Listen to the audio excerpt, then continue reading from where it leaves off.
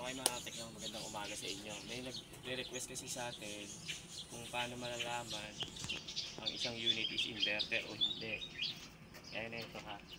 Ito, sample na sa LG dual inverter. Kahit may nakalagay na inverter dito, kung hindi kayo sigurado na hindi siya, kung inverter talaga siya o hindi inverter, dito masisilip niya. Hindi, pinost mo? Hindi. Tinanong ko lang. Okay. Ito syempre no, may nakalagay na dual inverter, no. Tapos para makasigurado kayo kung inverter talaga siya, dapat yung wire dito makikita ninyo, yung nandoon sa may terminal, tatlo yan. Bali line 1, neutral at saka signal. Kasi kapag dalawa lang to, dalawa lang, ibig sabihin hindi siya inverter.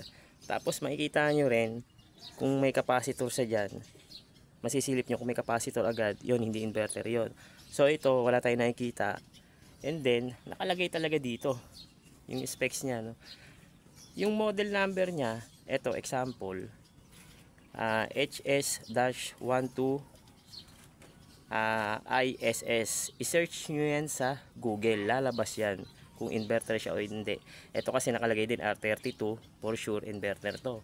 So sa mga hindi pa po nakakaalam, sa mga nag-request kung inverter siya o hindi, sabi nila kasi paano pagbili, hindi naman namin pwede buksan. Ayun nga, doon pwede nyong silipin, no, yung sa may terminal, bubuksan nyo lang yung cover, tapos yung serial number tsaka yung model number pwede nyong i-search sa Google. Kasi kapag gawa sa Pilipinas or yung original talaga, halimbawa ito LG dual inverter, pag sinearch nyo yung model number, lalabas yan doon, makikita nyo kung inverter siya o hindi. Kasi yung nakarang in-upload natin, sinearch natin sa Google yun, walang lumabas, wala siya. So hindi siya made in the Philippines, no?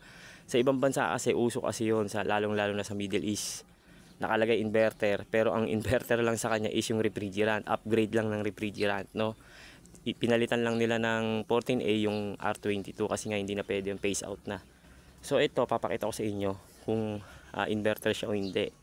Sandali Okay na. Okay. So ito no, bubuksan na natin para makita nyo kung inverter o hindi. Pero ito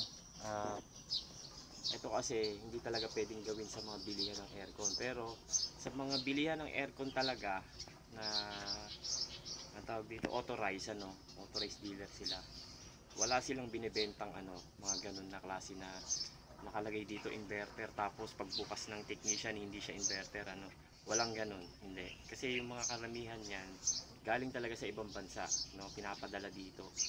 Kumbaga sila bumili doon sa ibang bansa tapos dadalhin dito, ganun ang nangyayari. Pero sa Pilipinas, sa ulitin ko, walang ganun na binibenta dito sa atin. So ito papakita ko na. So ito yung loob, ayan. Kung mapapansin nyo, dito pa lang malalaman nyo na inverter siya. Ayan. Pero ito, ulitin ko, hindi siya full DC. Kasi pag full DC, yung fan motor niya kulay puti ito. DC yun. Ito kasi AC.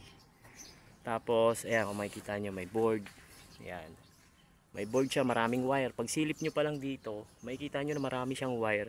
Tapos yung non-inverter, malalaman nyo rin kasi may capacitor siya dito. Bilog yun na kulay silver. So ito may transformer din, ayan, pagka inverter. So yun yung pwede doon talaga malalaman niyo na siya na inverter, no. At saka yung model number, pwede niyo i-search sa Google para malaman niyo kung ano yung specs niya. Lalabas din doon kung ilang HP, ilang tan, tapos lalabas din doon kung anong refrigerant niya, kung ano ang cooling capacity niya, and then lalabas din doon nakalagay inverter o fully inverter siya. Ganun yun. Lalabas siya inverter, non-inverter, or fully inverter DC. Yun, tatlo yun lalabas yung kung ano talaga yung specs ng unit na nabili ninyo. So sa mga bibili naman sa mga bilihan ng aircon, kung mapapansin nyo sa inyong mga lugar, yung mga authorized dealer talaga na may display sila sa labas ng kalsada ng mga unit, ayun, hindi sila nagbebenta ng mga ng mga sabihin na nating hindi original na unit, no, yung may nakalagay dito inverter tapos pagbukas mo hindi pala inverter. Kasi yung mga ganon sa ibang bansa, no, nakalagay dito inverter, tapos pagbukas mo ng unit ng technician, wala naman siyang board, capacitor lang. Yung kumbaga mga ano lang yun, kopya-kopya na lang sa ibang bansa, no? So yun lang mga katek, no. Yun, sana yung binigay nating idea for today is nakatulong sa inyo, lalo na sa mga bibili ng aircon in the future, na hindi sila maloko. Kasi actually marami na akong customer na nagawan, ilang taon na nila ginagamit yung aircon, hindi nila alam na hindi pala inverter yung aircon nila. Katulad yung in-install natin dito, ang sabi kasi sa kanila doon sa ibang bansa, inverter daw yung pinagbilan sa sa Middle East. And then pag install natin dito, yun nga, in-upload ko na rin, no, hindi siya inverter, pero totally wala siyang nakalagay na inverter. Yun ang good, kasi ibig sabihin hindi talaga siya inverter, hindi siya nanloko, kasi wala naman nakalagay na inverter dun sa kahay. So ang nakalagay lang doon yung 14A, ang refrigerant niya or yung Freon, pero yung system niya lang, non-inverter. So hindi rin siya nanloko, kumbaga hindi lang na-clarify nung bumili dun sa ibang bansa, dun sa may pinagbilan, kung inverter siya o hindi. So ilang mga katekta, saludo sa mga kapwa natin technician, and then maraming salamat sa 49k followers natin. Follow nyo rin po ako sa TikTok tsaka sa YT. And then para sa mga update nating videos. And then sa mga kapwa ko technician, salute sa inyo lahat. Ingat kayo kasi maulan na ngayong panahon, tapos aaraw. So yung sakit is nandyan lang sa tabi-tabi. Maraming salamat po.